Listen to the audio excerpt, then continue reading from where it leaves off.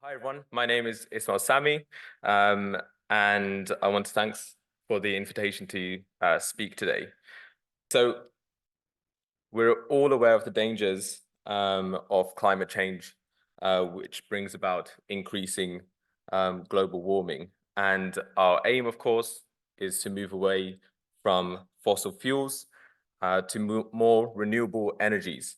And to support this electrification, we need to turn to storage of energy and electrification is important, and to support this, the storage is important as well, from the grid to applications. And this is where batteries in particular can play a key part.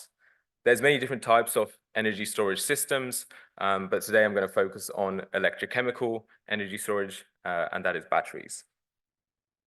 So I'm sure you're all aware of the different types of batteries out there. You've encountered these in your everyday lives, whether you realize it or not. For example, in this diagram, you have the lead acid battery in the bottom left, which is used in all combustion car engines to start ignition. In more robust applications like toys, nickel cadmium is used. And then you have the lithium-ion battery in the middle here, which has really overwhelmed market share in recent times for its applications from your phones to your laptops to electric vehicles. But lithium-ion batteries contain metals like nickel, manganese, and cobalt, rare metals that we want to move away from. And current research in silicon and lithium metal falls short of the high performance needed for weight-critical applications. There's a real need for smaller and lighter energy storage solutions. And of all the battery systems out there, lithium-sulfur is one of the most mature to meet that high performance. But to date, it's remained a promised solution and is the focus of this talk. So taking a step back, as I realize people might not know what a typical battery looks like, but this diagram here sort of shows a schematic of that. You have one electrode on one side called the anode, you have another electrode on the other side called the cathode, and you have this liquid in between called the electrolyte, where lithium moves back and forth, this sort of rocking chair movement. And in this rocking chair movement of the lithium ions, you have a theoretical capacity of about 372 milliamp hours per gram. On the other hand, in a lithium-sulfur system, the sulfur here is the active component, and it undergoes a conversion reaction. So in here, the sulfur goes from long-chain sulfur molecules to much shorter-chained sulfur.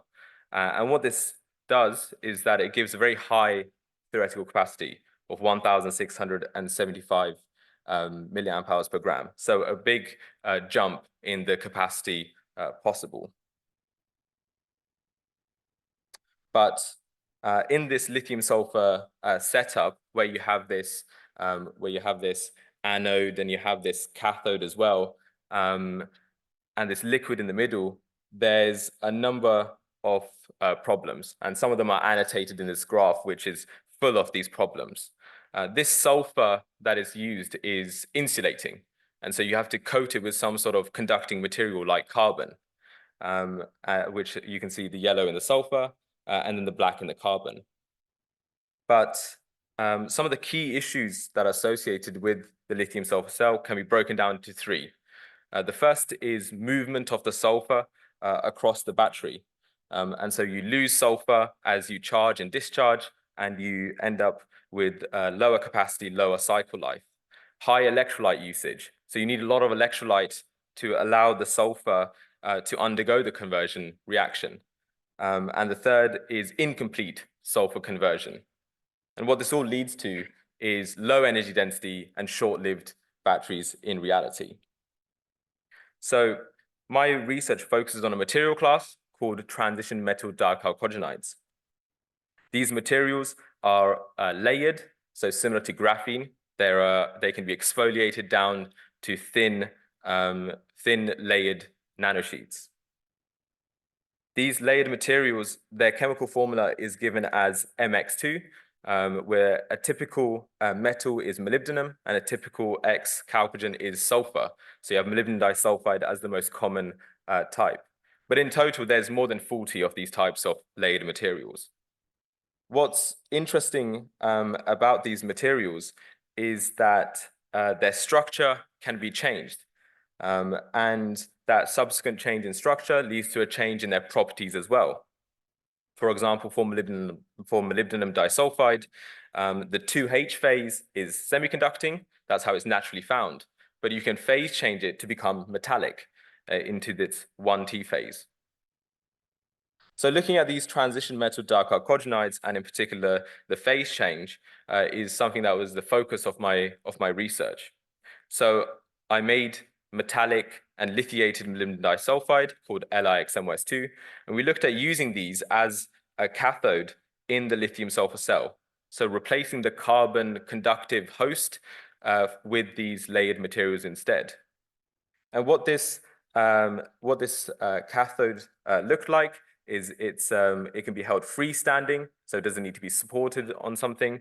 And it's also layered, as you can see from this electron microscopy image, nicely restacked layers like sheets of paper. So this material, it shows really great polysulfide absorption. So it stops sulfur from moving across the battery and increases the lifetime of these cells. It's highly catalytic, so it allows the sulfur to undergo complete conversion and gives the high capacity. And it's also conductive as well, so without any additives like carbon. So it's a 3-in-1 solution. And so we made and tested this cathode material in coin cells, like the image here, which you might have seen in the supermarket. So these are tiny little batteries that we use to test how a material might behave in an ideal case. So these coin cells made with the lithium metal, made with our cathode and the sulfur and the electrolytes were made into these small batteries.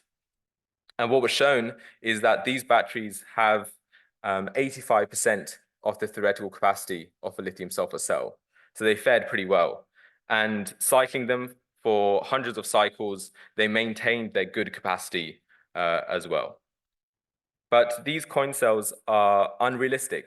They're used to just test how the material would behave in an ideal situation. We use a lot of electrolyte.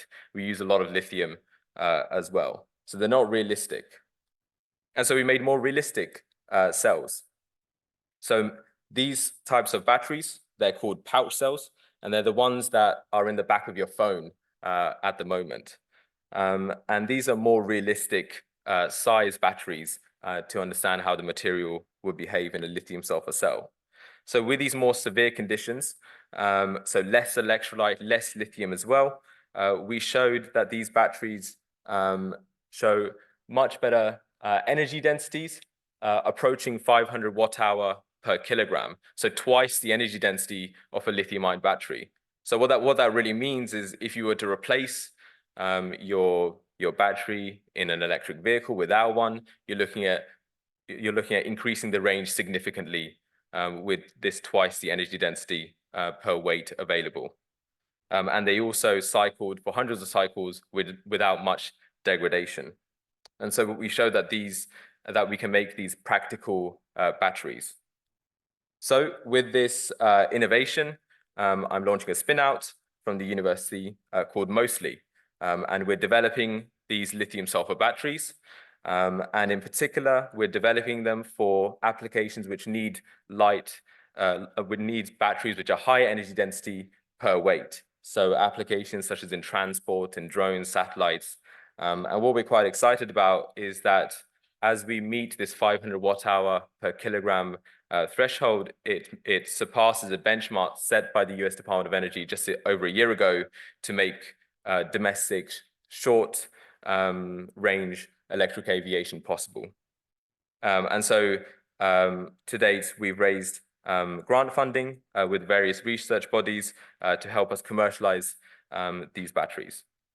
And so to conclude, I'd like to acknowledge the 2D Materials Device Group led by Professor Manish Chawla, my fellow colleague, Zhongnan Li, and the various funding bodies to make this work possible. Thank you.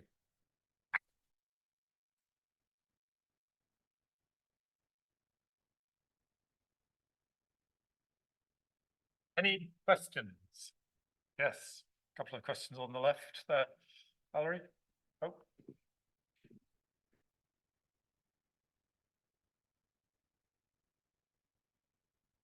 Thank you, very interesting. In the context of use in a vehicle, like say a car, and realistically one of the sort of larger cars that tends to be in the electric vehicle market at the moment in the UK, how long is it going to take for it to recharge to be able to do, say, 300 odd miles? So these cells, these batteries that we're making aren't fast charging, at least not at the moment. They charge similar to a lithium-ion battery. They don't charge as fast as some of the faster charging ones that are being developed at the moment. They can be charged much quicker, but that's not something we're focusing on at the moment. We're focusing on a high energy per weight rather than more power, for example. But it is a possibility in the future, I hope, with these lithium-sulfur batteries.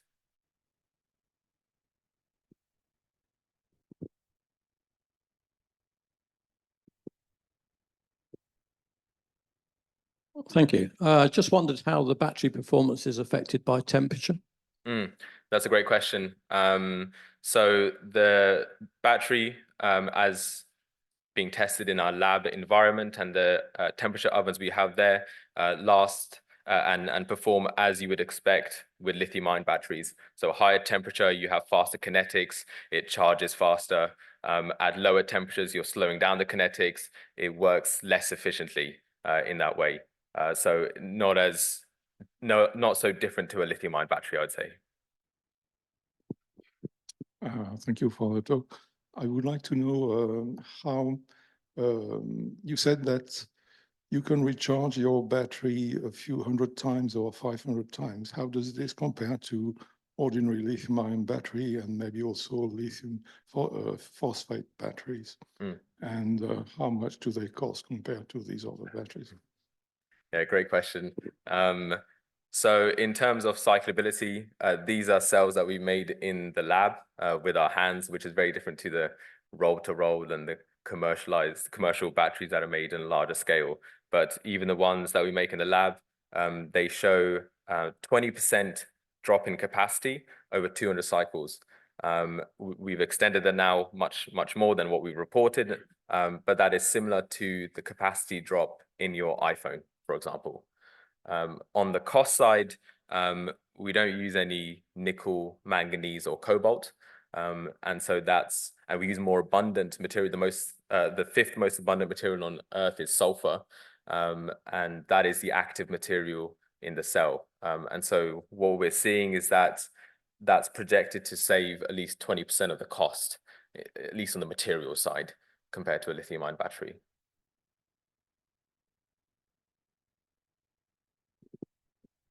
What are the chances of them bursting into flames compared to a lithium-ion?